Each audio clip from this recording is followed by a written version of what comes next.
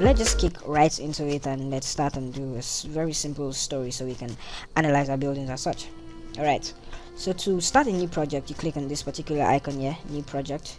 You click on it once and you name it. I'm just going to use example as my name, and then I hit OK, and then this pops up. Now this settings control center is the part where I get to set my design code, the particular design code that I want to use in analyzing my buildings. Now as we all know, we are used to the BS8110 code, so that's this particular one here. I click on it and then I click import, and then that's it. So the software loads and then it opens itself. Now this is what your Procta worksheet, your Procta workspace rather, looks like. Protastructure workspace. Alright, now let's start with some basic illustrations of what the workspace entails. Now at the right hand side is where we have our structures tab. You can see the first one is the axis, we have the views tab, we have the stories, the foundation story, which is the story 0 plus, that's this particular one, yeah, plus 0 is the foundation story, and then this one is the plus 3.0, then this is the first story that we're just going to be working on right now. Very good. Now let's go through the different icons to see what they are and how we're going to start working with them. If you take your mouse to the top, we have your standard, the standard tabs you can find in most structures. We have new project, to save project, report manager, your quantity table, and all of that. You can just take your mouse through to just see what you can find, and then just identify all of them while you are in the first workspace rather. Alright, now let's start something. To start working on Protastructure, we can only place our elements with axis. Now I can't, if I click on this one, that's the column, the cross is selected, but no matter what I click, it will not place because there are no defined axes. So the first thing you do in Protastructure is to define your axis based on a plan that you're working with, or based on a design that has been presented by the architect. Now we don't have a design yet, so we're just going to look at a basic. We're going to create a simple axis structure and then place our columns and then analyze and do a quick analysis. So let me close this column tab first. I'll get back to that in a minute. Now by the side of the column tab is where we have our axis generator. I click on it once and then this pops up. Now I can click in the middle. That's the next thing I'm going to do now, just to click in the middle once, and then this axis generator tab pops up. It's telling me to define the number of axes that I want and how I want it to look like. Now this is the x-axis, it starts from A, and then this is the y-axis, it starts from 1. That's the axis label. Alright, good. Now I'm going to come here, I'm going to select 5000, I'm going to make this 4000. I'm just changing this to 4000, and then I just need this to be spaced at 1 because I just need a simple box shape. I come down here and I just, let's say I make this 3000, and then I just give this as 1. So I just need a basic one step on the x-axis, one step on the y-axis at 400, at 4000 and 3000 respectively. Remember, we are working with millimeters, and then I click OK, and then this happens. Alright, so this is all we have. We have our y-axis, and then we have our x-axis. That's the one is the y-axis, the letters are the x-axis. So this is what we have.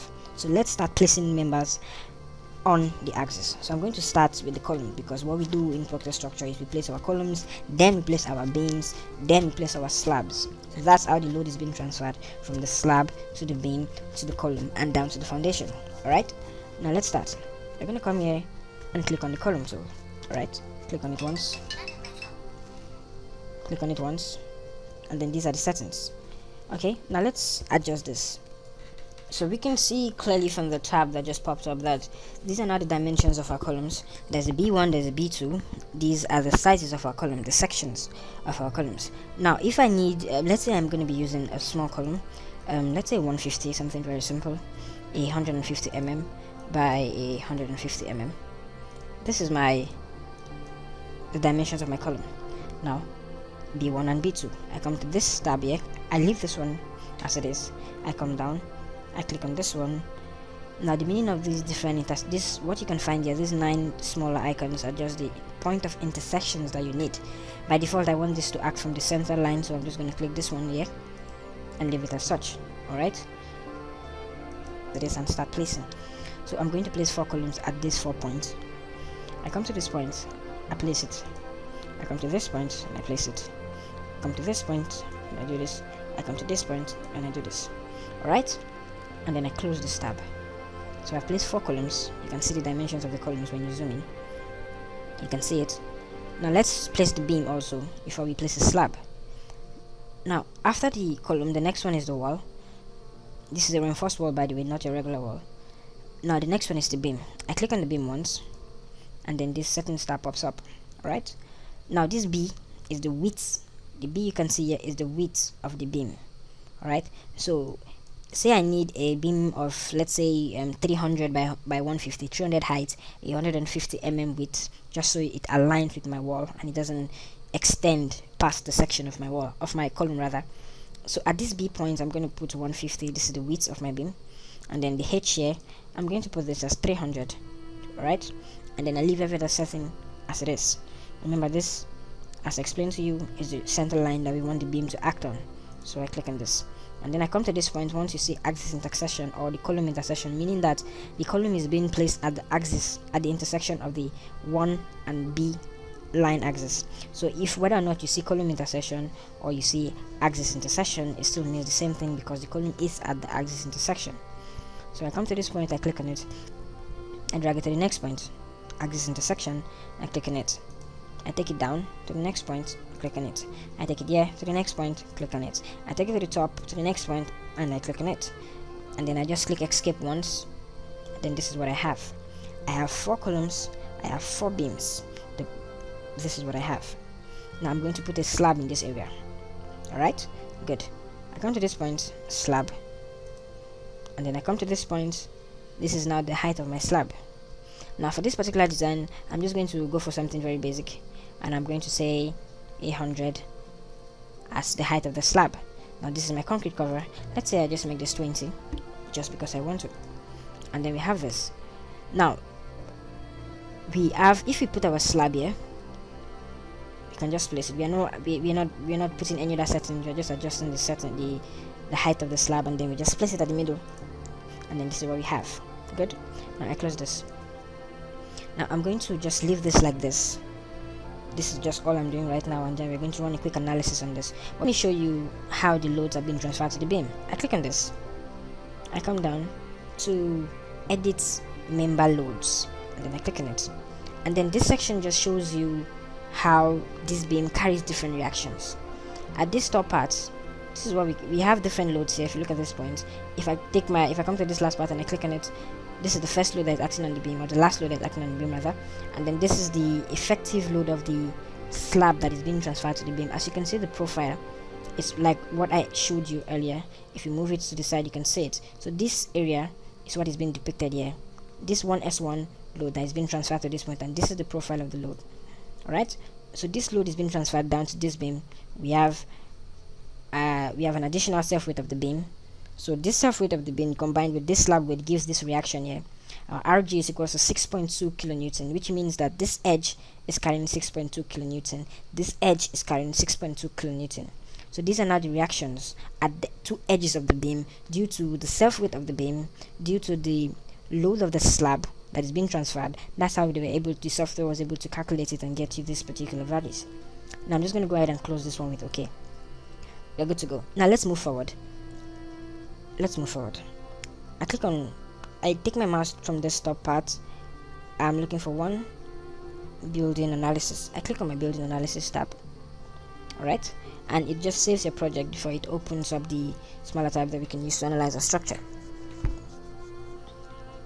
Okay, now remember something. The BS code we selected when we started this project is BS8110. So by virtue of this load, these reinforcement steel grades are for this BS code. So we are using the 410 reinforcement steel grades, the type 2 410 reinforcement steel. That's the Y bar. If you're going out there to purchase it, that's what they call it on the field. The Y bar, which varies from the Y10, the Y12, like the Y series bar rather. Okay, so I'm just going to run a quick analysis just to show you what the load is about, just to show you what this structure is about. I come to load combinations here. Before I run my analysis, I'm just going to define my combinations of load to tell the software that this is how you define the loads, and then you analyze it based on my load combinations. I come to this point, load combinations, I click OK. I'm just going to do an automatic load generator by clicking this once, and then this tab pops up. I don't change anything, I just let the software, using the BS code that we selected, it generates an automatic code, and then I click OK. And this is the load cases that the software is going to use, and I hit OK. Good. And now I can run my analysis. I come to my analysis tab here. This is X. I'm just going to click here, building analysis. I want to design my column also, so I click on column reinforcement, I click on beam reinforcement, and then I click on the start key, and then the software just runs a few times and they tell me building analysis completed successfully, and then I click OK. Right, so I have analyzed my buildings, I have done my beam reinforcement for just that portion of the house. The slab load being transferred to the beam, being transferred to the column, so it's going to provide reinforcement for your column and provide reinforcement for your beam. Alright, I click on post analysis just to see what I have done. Under my post analysis, I come to this part. Under the design tab, I click on column design, and this opens. Alright, so this is column 1, 2, 3, 4. All of them have been designed, all of them were provided, there's no problem at all. I close this. I come to beam reinforcement design, click on it. All of them were designed, all of them has no problem. So the software has successfully designed my beams, all of them without any issues.